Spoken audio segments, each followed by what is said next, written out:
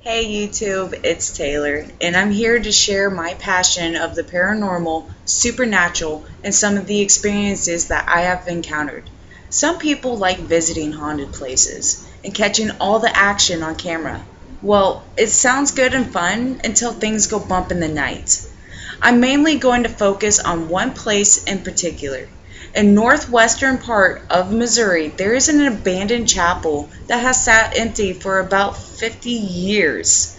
Built in 1901 by Pastor John Workman, farmers around the area would flock to this one-room chapel and worship Christianity for decades. Later on, the farmers would move on to bigger cities, leaving it completely empty and alone.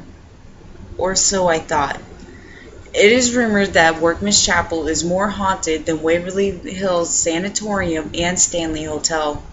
Everyone thought that Pastor Workman was a God-fearing man, but that might not be the case. It is said that he was accused of stabbing a woman to death and stashing her body with a knife under the floorboards, right below the pews, and hanging another woman outside from one of the nearby trees.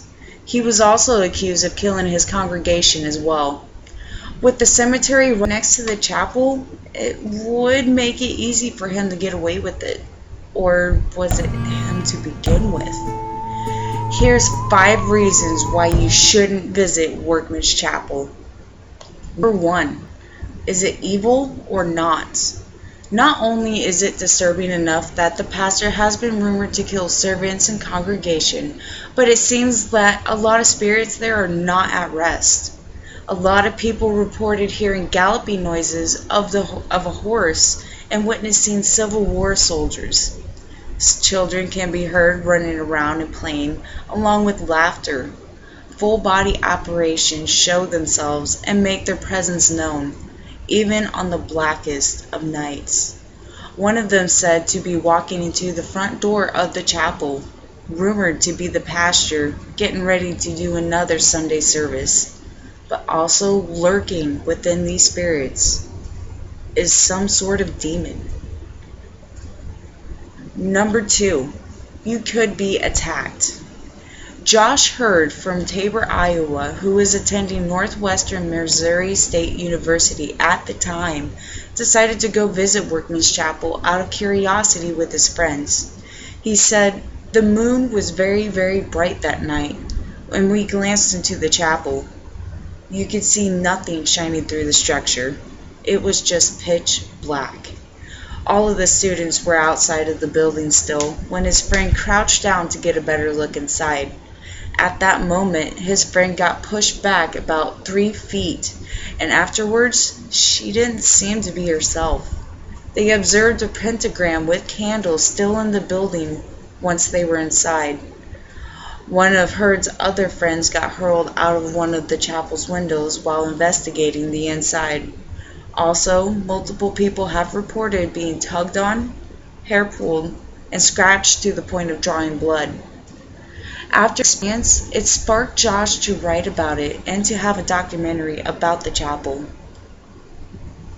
Number 3. Sometimes they chase. Using my own personal experience, 3 of my friends and I visited Workman's Chapel a few years ago. With the intention of gathering evidence of the paranormal and for the thrill, we arrived at the chapel and all of us hesitated to get out of the car. I felt many pairs of eyes on us and an ominous feeling in the air. It was so tense that it was hard to breathe. Once we got out of the car, we walked slowly towards the chapel's opening. One of my friends went running in and he tripped over what we thought was a hole in the floor, but there was no hole. As we looked around inside, we found a pentagram painted on the floor, the number 666 painted on the wall behind the stage, and a note that says, "Never lose faith." After a few pictures, we headed back outside to the infamous tree where the woman was hanged, hoping in an attempt we would hear the dragging of her shoes on top of the cart, as if she was still swaying from side to side from being hung. We parked the car underneath the tree and turned off all lights. We waited in what was the most unsettling silence I have ever encountered. My friend said that he needed to go to the bathroom, so he steps out of the car to tend to his business. The remainder of us thought he went inside the chapel to take care of his business, because we all saw a person walking into the chapel. He shouted from the opposite direction of where the chapel was and said, "Turn on the lights," so he could find his way back to the car. I turned the brights back on, and he made his way back, and no sooner than he got into the car, we heard something being dragged across the top of the car. As any person with common sense, I turned the car on and started to drive away, very, very far away from that place. As I did, I looked back in the rearview mirror and saw a dark figure chasing us. I got back onto the main road and looked back again, and it was gone. It still creeps me out to this day, and no, I will never, ever go back. Number 4. Satanic rituals may have taken place there. It's more than obvious that something of hellish descent may be residing in the chapel because of evidence left behind. Candles, pentagrams, and little items that were offered to the demon. There have been witnesses saying that once they got into the chapel, there is an otherworldly growl coming from the other side of the building. Whatever it is, it's not friendly. There have been many reports of this thing physically harming people, trying to possess and make people physically ill. People who have experienced this entity agree that it does in fact change people after encountering it. For weeks after, they would also experience nightmares. Number 5. Will you be next? In one of my nightmares, I see myself waking up in Workman's Chapel in the middle of the day. I see a large black figure with burning wings on his back, standing in the middle of the room.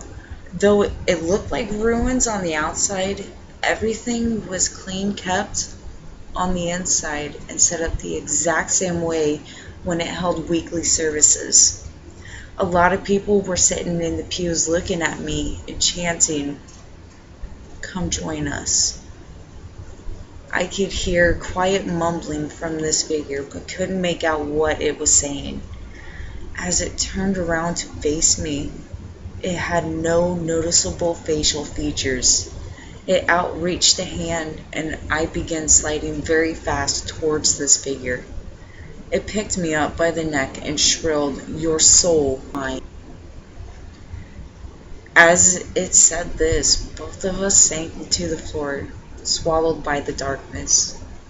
I woke up very terrified and swore on my life I would never go back again. If you like this video, please give it a thumbs up and also hit the subscribe button because I will have more videos like this on the way. If I did miss anything about this chapel, please let me know in the comment section below. Thanks for watching, and I will see you next time.